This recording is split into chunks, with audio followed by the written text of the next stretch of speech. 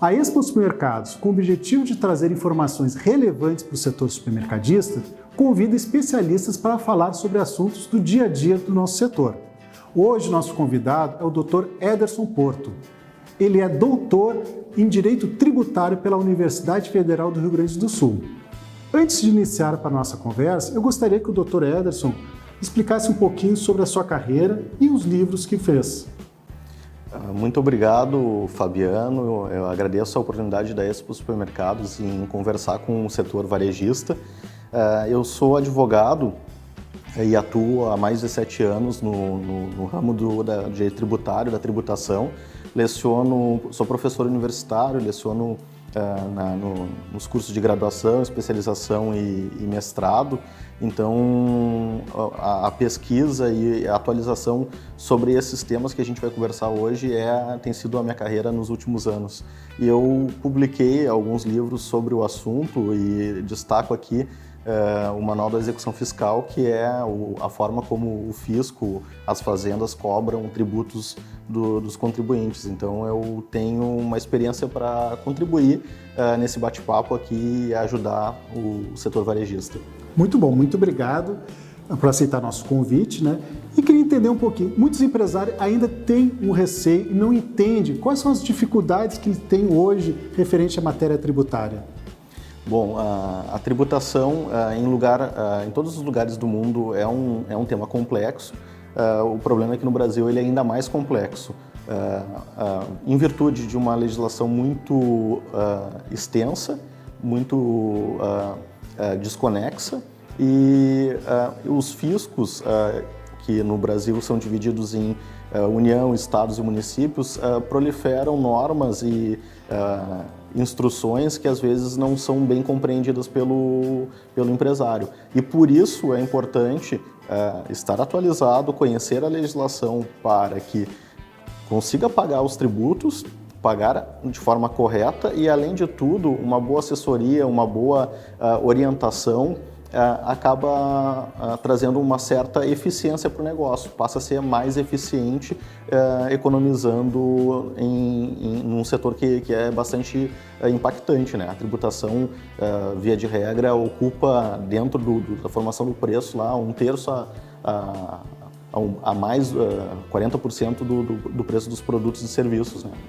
Então é por isso que muitas vezes o supermercadista busca informações disso para ver qual o melhor regime que entra para ele, vamos dizer, reduzir as despesas para poder oferecer e se manter ativo no mercado. Como é que o supermercadista pode estar atento a isso? Escolher, como é que ele deve escolher o regime ideal para o negócio? Esse é um ponto importante, talvez não a primeira, uma das primeiras decisões a ser tomada no negócio é fazer o enquadramento no regime de tributação.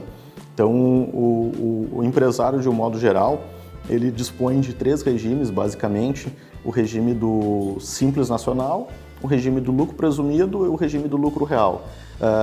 Começando do mais simples para o mais complexo, o Simples Nacional é a compilação de vários tributos dentro de um pacote. O empresário ele recolhe em uma única guia todos esses tributos e torna muito mais fácil a vida. Para quem pode se enquadrar nesse regime, é quem fatura até 4.800.000. O regime mais complexo, o regime de lucro presumido, ele é o intermediário entre o simples e o lucro real. Ele passa a ter que ter uma série de outros regulamentos, não é só uma guia, não é só uma apuração, mas ainda assim ele é mais fácil e o empresário ele precisa informar apenas a receita que ele obtém, e aí se aplica o percentual, que é o chamado lucro presumido, e sobre isso é calculado o tributo. Quem se enquadra nesta faixa, até 78 milhões ano de receita. E aí o lucro real é o lucro, vamos chamar assim, é o regime padrão.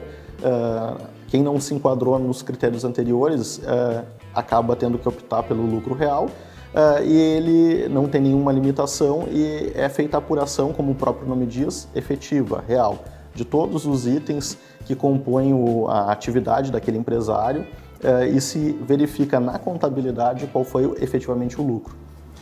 E o empresário, como é que ele consegue identificar que é o momento de trocar, que o regime que ele está atual é desfavorável?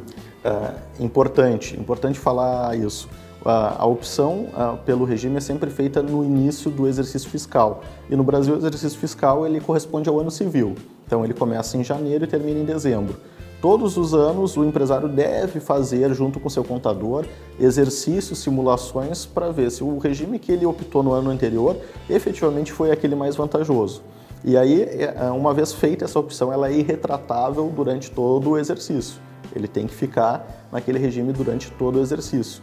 Uma dica para o empresário, para o varejista, escolher o regime mais adequado é olhar para a sua margem de lucro.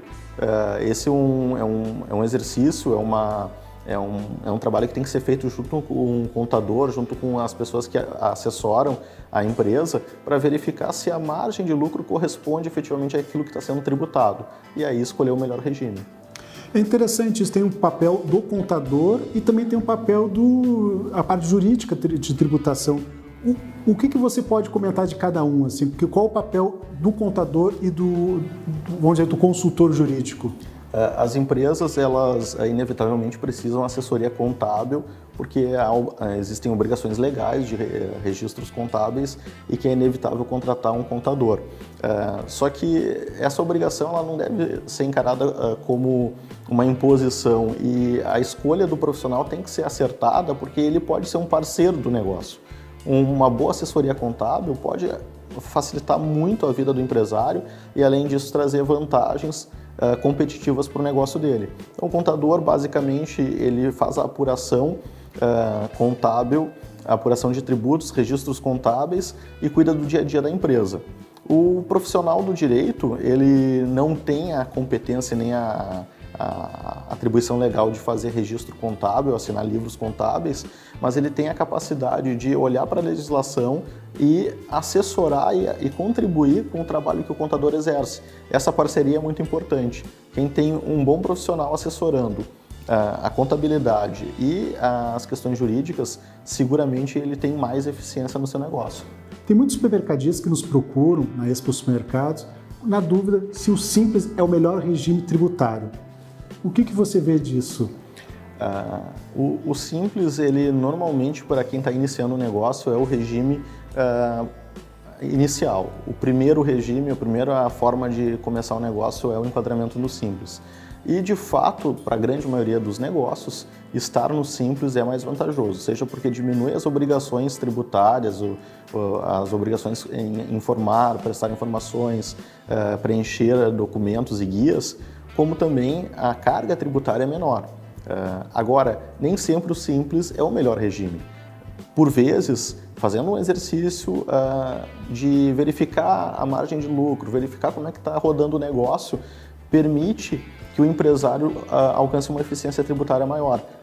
Por exemplo, o regime do lucro real, que não é normalmente o escolhido, ele permite uma série de deduções que trazem uma vantagem para o negócio, como amortização de ativo fixo, equipamentos, a sede da empresa, entre outras vantagens. Então, esse exercício de verificar qual o regime mais adequado, olhando para a margem e olhando inclusive para negócios que inicialmente começam deficitários. Normalmente, quando se faz um plano de negócios, é possível que os primeiros exercícios eles sejam deficitários e esse prejuízo pode ser utilizado como compensação para exercícios com lucro no futuro. Então, olhar para esses detalhes é muito importante. Então, o Simples é, sem dúvida, mais vantajoso, mas em alguns casos é importante avaliar. Tem até muitos supermercadistas que fazem um planejamento de expansão e um ano anterior ele muda o regime, justamente, acredito que é em função disso, para poder amortizar equipamentos, que é muito usual o supermercado que está ampliando, né, adquirir tudo novo. E aí esse valor todo você consegue colocar como, vamos dizer, como despesa? Isso. A contabilidade admite o que nos outros regimes não é possível. Então, alguns investimentos pesados que são feitos em equipamentos, em tecnologia, admitem a dedução na contabilidade, o que não é possível fazer nos outros. Então, essa é uma boa estratégia. Isso no lucro real. Nos outros real. Regimes não é possível fazer isso. Não é possível fazer. Perfeito, perfeito. E algumas vezes o supermercadista e o empresário em geral tem a preocupação de fraude. Então ele está alterando o formato de tributação, que isso pode ou chamar a atenção, ou ele mesmo por desinformação ou falha da contabilidade, criar um erro contábil, né? Quais são os cuidados que ele pode ter para não ser surpreendido daqui a pouco com uma autuação, uma multa? Perfeito. A atividade do empresário e qualquer atividade no país deve se pautar pela licitude, observar as normas e isso significa, no que a gente está conversando aqui, observar as normas que regem a tributação. Ocorre que, por vezes, alguns consultores ou profissionais mal intencionados vendem soluções mirabolantes, milagrosas, e o empresário, sem muita informação, sem muita orientação, adota estratégias que violam a legislação frontalmente. Isso gera exposição e riscos para o negócio. Então, a fiscalização tributária está atenta, cada vez mais atenta a isso, e isso pode ser um ponto de atenção para todo empresário que está seguindo uma estratégia, validar ela com o seu contador, validar com um profissional capacitado do direito é uma medida importante. Eu tenho observado também, e é comum, né, nos encartes do nosso setor, encartes que a gente fala são os tabloides, onde tem as ofertas, que muitos produtos às vezes estão abaixo da margem de lucro, abaixo do preço de compra. Uhum. E aí, provavelmente, ele está trabalhando em cima dessa oportunidade de trabalhar no negativo para reduzir. Isso caracteriza alguma fraude? Não. O tema fraude tributária, evasão, sonegação, é um tema bastante complexo, mas assim, tentando trazer informação mais objetiva para o nosso supermercadista. Ele, cumprindo a lei, observando a lei, ele nunca estará cometendo fraude, certo? Então, se ele tiver documentação e isso esteja registrado na contabilidade, comprovado que ele efetivamente comprou por um preço, está vendendo, ele não vai incorrer em nenhum tipo de... Mesmo que esteja o valor abaixo da nota fiscal, que ele está utilizando, vamos dizer, como um atrativo, uma estratégia. Uma estratégia, sem dúvida. Agora, quando isso é feito aliado com outras medidas e a intenção é fraudar o fisco, mas não unicamente por ter praticado um preço abaixo do que ele adquiriu. Aí se poderia cogitar, mas isoladamente, comprar por um preço e vender por um preço menor não caracteriza fraude de forma alguma. Ótimo. E o que é compliance tributário? Bom, esse é um tema que está na moda, as pessoas têm falado muito sobre isso, dando a impressão de que nós estamos falando de algo novo, mas é algo velho, antigo e de certa forma a gente já falou aqui na conversa que é nada mais, nada menos do que estar em dia com a legislação. Então, o profissional da contabilidade faz isso há anos, o profissional do direito faz isso há anos, só que agora se ganhou um rótulo, um nome mais bonito pelo estrangeirismo. Compliance tributário é fazer o acompanhamento e verificar a adequação daquele negócio à legislação tributária do Brasil. Portanto, aquele que se apresentar como vendendo compliance tributário, o que ele está fazendo é simplesmente checando e conferindo e assegurando que o negócio dele está conforme a legislação. O que essa abordagem traz de diferente? Ultimamente tem se falado na reputação, na marca, no nome, e o compliance, ele agrega isso, ele traz uma reputação. Então, dizer que a empresa está conforme, isso passa uma imagem boa para o mercado. Bom, eu posso fazer negócio com este empresário porque eu sei que eu não vou correr nenhum risco, porque ele está conforme a legislação, atestado por um profissional que disse que ele cumpre todas as regras.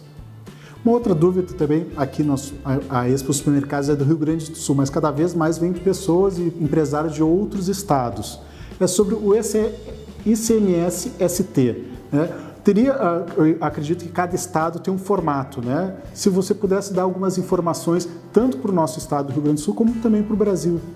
Esse é um assunto importante para o setor, porque no setor dos supermercados, em que o grande negócio é a venda de mercadorias e produtos, incide a tributação estadual do ICMS, o Imposto de Circulação de Mercadorias e Serviços de Transporte.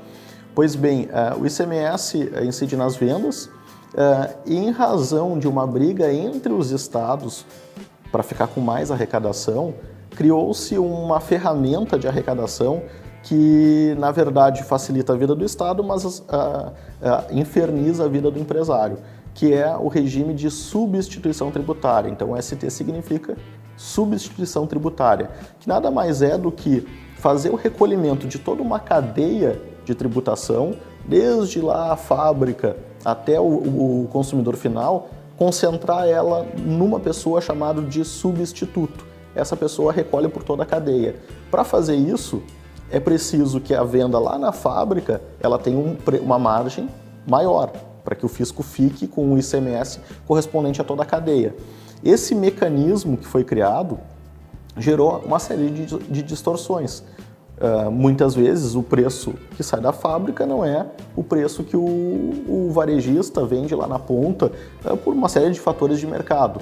E aí, em razão disso, surgiu uma discussão no judiciário. Quando o preço cobrado lá é diferente do praticado, o contribuinte tem direito de recuperar o tributo que foi pago, a maior. O judiciário, por meio do Supremo Tribunal Federal, recentemente disse sim, é possível recuperar o ICMS pago a maior, quando verificado que o preço final difere dessa margem praticada na ST. O que aconteceu? Bom, os contribuintes começaram a pedir o dinheiro de volta. Os estados disseram, bom, o vento que venta lá, venta cá. Quando a margem praticada tiver sido maior, eu devolvo, mas e quando ela tiver sido menor, eu vou cobrar. E aí surgiu uma série de discussões, cada estado tem adotado soluções distintas para esse problema. O estado do Rio Grande do Sul está cobrando complementação e recentemente criou o regime optativo de tributação, que é a opção do contribuinte estar dentro da ST ou não estar. Então, olhar para esse detalhe pode trazer uma vantagem competitiva muito grande, porque fazer negócio com estados distintos traz vantagens, e estar adequado à legislação, observando essas nuances, essas diferenças, é muito importante para o empresário. O empresário que tiver essas informações, ele pode tomar umas decisões de comprar de determinados fornecedor de outros estados ou do nosso mesmo, do próprio estado. Existe também uma questão que é muito comum, que os produtos, determinados produtos alimentícios, de bazar, de higiene, de limpeza, tem uma característica de imposto onde tu trabalha com restituições ou um formato diferente. Como é que o empresário, o próprio contador, ele pode observar isso como uma oportunidade? Como é que ele pode trabalhar sobre isso? A tributação, ela incide, e isso é uma das questões que trazem polêmicas para o setor, em razão de um princípio constitucional, uma norma constitucional que estabelece a chamada seletividade. Os tributos, tanto o IPI quanto o ICMS, possuem alíquotas diferentes dependendo de quanto mais essencial o produto é ou mais supérfluo. Em razão dessa diferença de alíquotas, é importante o empresário estar atento, porque ele pode estar gerando créditos e não estar aproveitando, ou ele pode não estar atento à efetiva contabilização desses produtos que são adquiridos e são vendidos. Então, e como elas variam em razão da seletividade, como eu falei, é importante que o contador esteja atento. E, em razão da seletividade, essas alíquotas elas podem ser aumentadas ou diminuídas a depender das conveniências políticas do momento. Portanto, cuidar para essas alíquotas, olhar se a tributação está certa, é muito importante. E caso eu tenha pago, pelo que eu tenho de conhecimento, há 5 anos, exercício para trás, eu consigo recuperar. Se eu paguei a mais ou a menos alguma coisa no passado, eu consigo buscar esse meu direito? Sim, há duas opções para o empresário que recolheu o tributo a maior e ele tem como recuperar esse tributo. Uma é pelo meio extrajudicial, uma compensação administrativa, tanto no plano federal quanto no estadual, há possibilidade de se compensar administrativamente. E uma revisão fiscal, uma revisitação da contabilidade olhando para o passado pode fazer com que o empresário descubra que ele tem créditos e possa reduzir a tributação. A outra forma é via judicial. Então, dependendo do problema ou do tipo de crédito que vai ser apurado, é necessário o reconhecimento por uma decisão judicial. E aí, fazendo esse procedimento de adotar uma medida judicial reconhecida pelo judiciário, aí o empresário ele pode recuperar esse tributo, observado, obviamente, o prazo de 5 anos. Tem casos de empresários que conseguiram recuperar até um montante que contribuiu para as suas despesas. No momento que o empresário opta em entrar nisso, revisar e buscar os seus direitos, ele vai estar mexendo com muitos me perguntam, você vai estar mexendo com a Receita Federal, a Receita Estadual, vão me fiscalizar em função disso? Não, isso não existe. É uma lenda urbana de que uma vez o empresário tendo adotado alguma medida judicial ou tomado alguma estratégia tributária, ele possa vir a ser visado pelos órgãos de fiscalização, perseguido. Isso não procede. O que existe verdadeiramente é, por controles tecnológicos, eletrônicos, aquele empresário que cometeu um equívoco, um erro ou eventualmente até mesmo praticou uma conduta ilícita, por controles eletrônicos ele passa a ter um carinho maior, um olhar mais atento. Mas aquele empresário, aquele contribuinte que foi buscar o seu direito no judiciário e teve o seu direito reconhecido, de forma alguma ele recebe um selo, fica taxado como algo a ser perseguido. Reconhecimento do direito na via administrativa ou na via judicial não traz nenhuma consequência para os fiscos. Posso falar pelos fiscos federal e estaduais. Agora, em cada município é uma peculiaridade, né? E aí nós estamos falando de 5 mil e tantos municípios no Brasil. Pode ser que em algum lugar possa ter esse tipo de, dada a proximidade da administração pública com os empresários do município, possa ter algum tipo de perseguição. Mas, de um modo geral, assim, no plano federal e estadual, isso não é verdadeiro. Perfeito. E até, não sei se tem também essa uma lenda urbana, se deixei de pagar meus impostos, é possível eu ser preso ou o que pode acontecer quando eu deixo de pagar meus impostos? Isso é importante. Primeiro, não se deve deixar de pagar. Se deve pagar certo, pagar correto e pagar aquilo que estabelece a legislação. Então, por isso o olhar do contador, o olhar do advogado para assessorar e fazer com que o empresário recolha exatamente aquilo que é devido. Agora, o que atormenta, e especialmente recentemente foi decidido no Supremo Tribunal Federal, um caso paradigmático e por isso pode trazer alguma preocupação. O inadimplemento sempre foi tratado como uma irregularidade. Então é natural que em algum momento o empresário passe por alguma dificuldade, não consiga honrar o seu compromisso no prazo certo, e a impontualidade, a solução para a impontualidade é a aplicação de uma multa. Isso é padrão, está previsto na legislação. O contribuinte impontual ele é sancionado com uma multa. Ele vai pagar a multa pelo atraso, pelo não recolhimento. Recentemente foi decidido primeiro no Superior Tribunal de Justiça, o STJ, depois o STF trouxe essa matéria, um caso de Santa Catarina de um empresário que informou os tributos, ele enviou a declaração, mas ele não pagou. E aí o Ministério Público, que é o órgão que cuida da questão penal, ajuizou uma denúncia contra esse empresário, alegando que ele teria praticado um crime. Normalmente, a orientação que havia nos tribunais é que isso não caracterizava crime por si só, o inadimplemento. Mas o STJ passou a dizer, não, o não recolhimento do ICMS também pode ser caracterizado em tese como crime. Vai ter que se analisar uma série de outros fatores, mas em tese é possível que seja sancionado com as penas restritivas de liberdade, que é a prisão, o empresário que não recolheu tributo. Isso veio a ser confirmado pelo Supremo Tribunal Federal e isso deixa uma preocupação e uma atenção muito grande.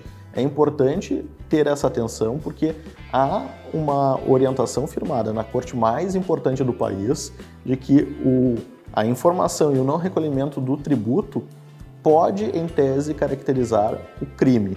E se for confirmado no caso concreto, o empresário pode ser preso e ser-lhe aplicada uma pena privativa de liberdade. Porque quando tu está vendendo o produto, lá está embutido o valor que é para o fisco. Exato. Então, quer dizer, eu estou recebendo um valor que eu deveria pagar e não estou repassando.